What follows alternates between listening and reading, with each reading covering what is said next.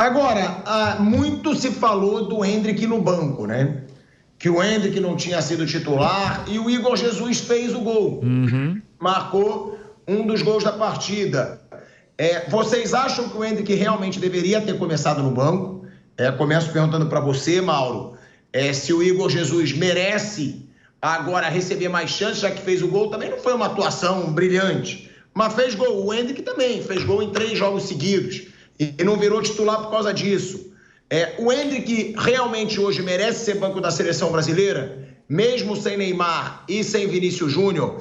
E outra, Mauro, eu disse dessa identificação, eu acredito que você vai falar, te conhecendo um pouco, que se dane, não tem nada a ver identificação, tem que convocar os melhores. Agora, só lembrando que eu tô lendo aqui agora, que eu fico acompanhando, né? Um jogador do Botafogo não fazia gol pela seleção brasileira há 26 anos. O último gol de um jogador do Botafogo pela seleção brasileira foi do Bebeto, quando ele atuava pelo Botafogo e ele fez o gol na Copa do Mundo de 98. Você acredita que essa identificação possa ajudar alguma coisa ou em nada? Você acha mesmo que tem que convocar quem joga melhor, independente de jogar no Brasil ou na Europa ou na Arábia, né? Hoje em dia, que tem muito jogador na Arábia. E essa situação que eu pergunto do Endrick, você acha que o Endrick deve seguir no banco da seleção brasileira ou merece ser colocado como titular com as ausências do Neymar e do Vinícius Júnior? Mas para quem você está perguntando? Para mim ou para o Xará? Exato. Você. Não, Mauro é você, eu sou Bete. Melhor assim. Aliás, de novo, já que eu voltei, quando você fala Mauro, fala Mauro César e Bete. Porque o Mauro, na maioria das coisas eu concordo com o Mauro César. Às vezes não, então para o pessoal ficar claro, porque já me mandaram. Pô, você falou isso? Eu falei, não, foi o Mauro César que falou e cada um fala o que quiser. Mas fala Mauro César e Bete, empilhado. Asmar. Thiago. Fechado. Isso. Mauro César. Boa. Cara, eu acho que, assim, é tudo muito aleatório, como eu falei há pouco, né? Se o Endrick estivesse em campo, talvez ele fizesse o gol naquela jogada ou uma outra. Ele tem qualidade para aparecer ali também e fazer o gol. Tanto faz. Ele vai jogar com o Igor Jesus, provavelmente. Fez o gol, fica, entendeu? Luiz Henrique fez o gol, jogou bem? Não, fica. E vai nisso, vai tentativa e erro, marcou. Mas não tem conteúdo, não tem jogo coletivo, é uma seleção muito fraca. O Dorival me parece muito perdido. Mas tanto faz. Igor Jesus, Endrick. Para mim não faz a menor diferença, assim, porque não tem conteúdo. Então você pode colocar um jogador, ter a felicidade de fazer um gol, a bola sobrar e tal. Mas você não vê. Aliás, o gol que o Brasil tomou também, né? E o gol que o Brasil tomou no começo do jogo? Como pode aquilo? O jogo começou, o Vargas cabeceia por cima do goleiro, totalmente livre, bola invertida, sem marcação, o cruzamento é feito, né? Bola invertida, nem combate recebe. Ali já começa, no primeiro momento do jogo, a mostrar o quão frágil o time é, coletivamente, enfim. E sobre identificação, eu tô certo? Você acha uma lorota? Identificação de quê? Jogador com seleção brasileira? Jogador de clube brasileiro, que aí o torcedor veste mais a camisa. Que nada. Agora os botafoguenses vão ficar falando isso porque o jogador do Botafogo fez o gol.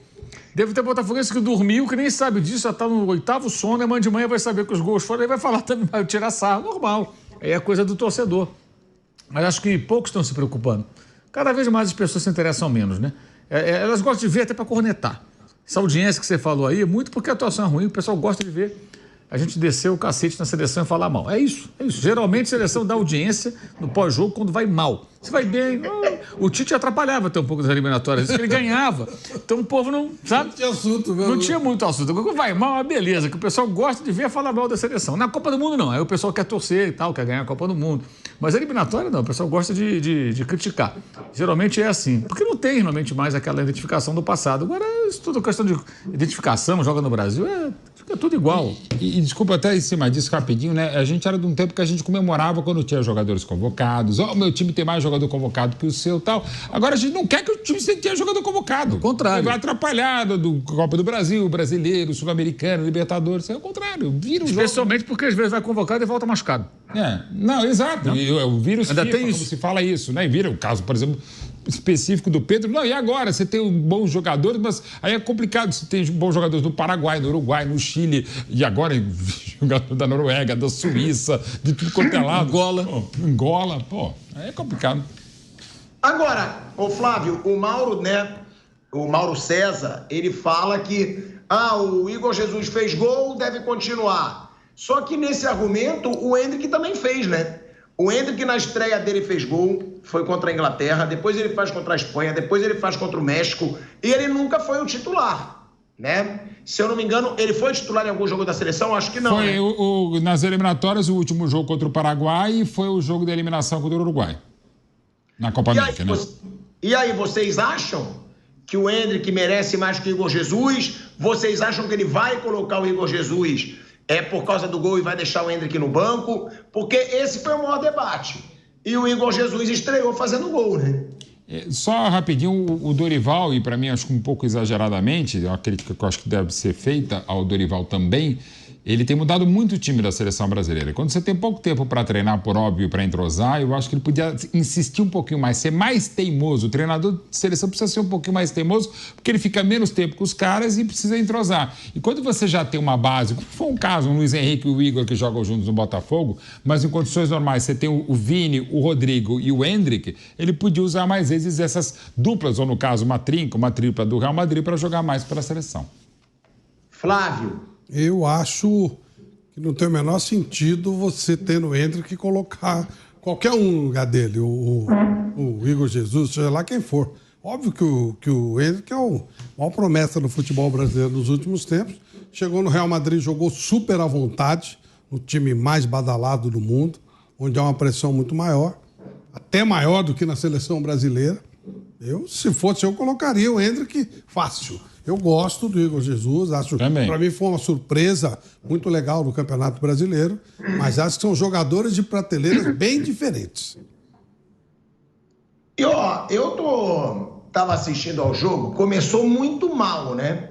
Mas se teve alguém que me surpreendeu um pouco, não sei se vocês concordam ou não, foi o Abner. Eu achei que o Abner, eu falei, Abner, ser convocado agora, e eu sou sincero, eu até falei aqui hoje no Bate Pronto, até essa convocação, se eu visse uma foto, eu não saberia. Eu não saberia dizer, eita, esse aí é o Abner. Eu não tenho vergonha de dizer, não. É um jogador pouco falado no Brasil, é um jogador que não é tão comentado, não tá tanto na cobertura esportiva no Brasil, e eu achei que ele fez uma atuação honesta. Vocês acharam ou não que o Abner foi uma surpresa? Para mim, ele não começou bem, né? Começou errando, só que eu achei ele bem, principalmente ofensivamente. Foi uma posição muito carente, cada vez mais eu acho que o Brasil pode pensar no esquema com 3 zagueiros, pensando nas poucas opções na lateral direita e na lateral esquerda, e como ala você pode eventualmente adaptar um dos tantos pontas de um lado, e pelo lado esquerdo você, como ala, pode trazer, por exemplo, um dos melhores alas hoje na Europa, que é o Samuel Lino, né? Que não pode ser lateral, ele não sabe marcar, mas como ala pode ser um cara mais à frente, e jogaram muito bem no Atlético de Madrid, não só nessa temporada. É uma opção, mas também nada que vai mudar o preço do dólar. Uma pergunta que eu queria fazer aí para o Mauro César, né, para todo mundo da mesa, na verdade, é sobre as mudanças que podem acontecer ainda na seleção brasileira. Por quê? A gente está falando de uma seleção que joga muito mal, muito mal. Como diz o Mauro César, né, eu mostrando minha indignação, né, aquele show, né, Mauro César? Isso, essa parte aí é boa. A abertura do programa, muita eloquência, eu acho interessante. Então, atrai a galera gosta. Todo mundo quer ver, o que o Brasil gosta. Sim. É o pilhado show, o início. O futebol é meio irritante. Agora, se a gente pensar que esse time, ele pode ter, entrando no time, Vinícius Júnior, que nunca entregou na seleção, que entregou no Real Madrid. Eu acho, inclusive, que a Copa do Mundo de 2022 ele não estava mal, não foi brilhante. Ele foi bem na Copa. Eu gostei dele na Copa. Ele foi bem, para mim ele foi bem na Copa e o Tite sempre o sacava, inclusive no jogo da eliminação. Sim. Sempre ele que saía. Aliás, o Tite custou a convocá-lo, custou encaixá-lo no time e quando encaixou, desencaixava de vez em quando, tirava. Era o primeiro a sair. Não sei por quê. Tinha alguma coisa ali que não funcionava. Eu acho que ele foi mal. Agora, quem vai bem nessa seleção, Thiago? Verdade. Quem rende nessa seleção? Todo mundo que vai para a seleção, em algum momento, está jogando bem no seu clube. Senão, não seria convocado, né? Quem reproduz na seleção aquilo que faz no clube? Acho que ninguém. Por quê? Porque no clube você tem um conjunto, você tem um time entrosado. No caso do Vinícius, ele tem grandes companheiros de time ali, né? Há pouco tempo tinha Modric, Kroos, Bellingham jogando, agora não tem mais o alemão. chega na seleção, é um arremedo. Essa é a questão. Então, e no caso específico, como ele virou a referência na ausência do Neymar, aí eu acho que ele comete um erro quando está em campo. Ele quer toda hora mostrar que ele pode ser o cara decisivo. Então exagera nas jogadas individuais. E isso também é trabalho do técnico, mudar isso aí. Questionar isso aí e fazer, não é assim que eu quero que você jogue e tal. Mas acho que todos eles ficam aquém, todos eles, em relação aos seus times, especialmente, por exemplo, o Rafinha jogou hoje o que joga no Barcelona? Não. Né? E tem jogado muito bem no Barcelona. Muito bem no Barcelona, por dentro, pela esquerda. Mas hoje não consegue, porque o Barcelona está num contexto diferente do contexto da seleção. Eu vi agora aqui um trecho da entrevista do Dorival, e ele falando o seguinte, que o Brasil vai ter um time competitivo na Copa do Mundo, mas que vai passar alguns perrengues até lá. Por que passar perrengue contra o Chile, Dorival? Aí não dá, né? Contra o Chile tem que ir lá... Ele não garantiu de novo que vamos para a final dessa vez. Não, mas falou aqui, o trecho que eu vi, que vai ter um time bom até lá, digamos, um time que vai competir, mas que vai passar por dificuldades até lá. Tudo bem, que tenha o time até lá, aí é previsão do futuro, né? Mas não tem necessidade de ter dificuldade contra esse time do Chile. Esse time do Chile, para chegar lá, se impor e ganhar. A Bolívia ganhou do Chile em Santiago. A Bolívia. Então, não dá. Não, porque... Eu não sei porque os técnicos... Olha, não foi bom, não está legal, estamos trabalhando, não estou satisfeito, a meta é chegar lá melhor, mas já poderíamos estar melhor. Mas sempre tem uma desculpinha, aliás, não é só ele, não. Quase todos os técnicos são assim. E vende uma ilusão, assim, que o torcedor não compra mais. De novo, tem treinadores que têm sido demitidos nos últimos anos nos clubes brasileiros, e não só brasileiros, treinadores no Brasil, porque vê um jogo em Nárnia e tal, e acabam, às vezes, sendo demitidos pelo discurso. Porque, ok, você tem que defender o seu elenco, defender o seu tal, mas em alguns casos não é o caso. E nesse caso é legal, sei, o Dorival é uma pessoa fantástica para isso também, muito franca e sincera, gente, não tá legal. Custa falar que não tá legal. A gente fica, às vezes, mais irritado do que a exibição sonífera da seleção, às vezes com esse tipo de discurso, não paga legal. O que eu queria falar, né, e aí eu já passo para você aí também, Beth e Flávio Prado, é que eu estava citando o Vinícius Júnior, porque eu estou falando, a seleção está muito mal. Agora, será que dá pra gente ter um mínimo otimismo, sabendo que podem entrar nesse time Vinícius Júnior, Neymar, Estevão e talvez um Endrick mais maduro? Sim. Porque olha o quarteto que eu tô imaginando aqui. É um quarteto que você tem o Neymar, que eu acho que não vai voltar a ser o que é, tá? Eu sei que muitos defendem. Neymar é a imaginação sua, né? Então, é por isso que eu tô falando. Jogador imaginário hoje, não joga um ano. Eu sou um que eu não acredito, Mauro, e eu sempre falo, eu acho que o Neymar não vai voltar a um nível alto para a Copa do Mundo, mas muitos acreditam. Aí eu pergunto para vocês, Neymar, Estevão, Endrick e Vinícius Júnior, vocês acham que pode fazer essa seleção um pouco mais forte ou não? E tem Rodrigo ainda também nessa história aí, questão de gosto. Não vai caber todo mundo nesse time, mas o Brasil no mundo hoje, entre as principais seleções, nenhuma tem tantos camisas 7 e 11 pontas como tem o Brasil. Gente até que não vai ser convocada.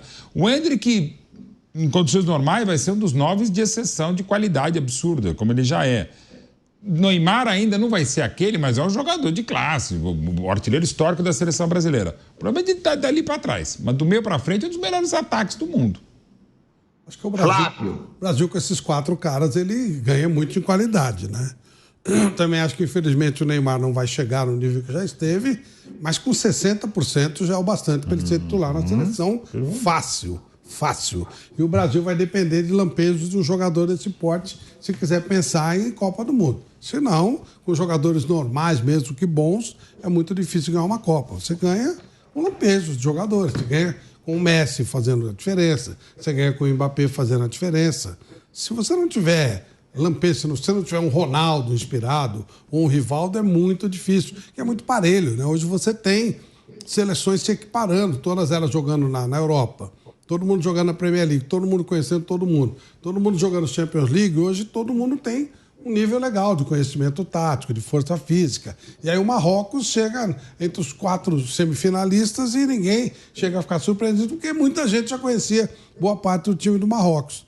Então eu acho que a Copa, ou as Copas daqui para frente, serão decididas por detalhes, pelo brilho de um outro jogador. Parece um louco, igual aquele goleiro da Argentina, começa a pegar pênalti e tal. Vai ser mais ou menos por aí que a coisa vai ser decidida. Porque está todo mundo mais ou menos no mesmo nível. Não vejo a França um pouquinho acima, e aí tem um monte de seleções mais ou menos do mesmo nível, o Brasil está entre elas. Pode, de repente, sobrar alguma vez pro Brasil. Flávio, a Espanha da Euro foi fortíssima. Sim. Verdade. Cresceu na Euro, não estava... Legal. Tá e certo. Agora vira. A Espanha deu um salto, sim. Ela deu. Ela chega no nível da França. Então aí nós temos duas lá e mais um monte ali no meio que pode chegar na Copa numa boa condição e brigar para ganhar.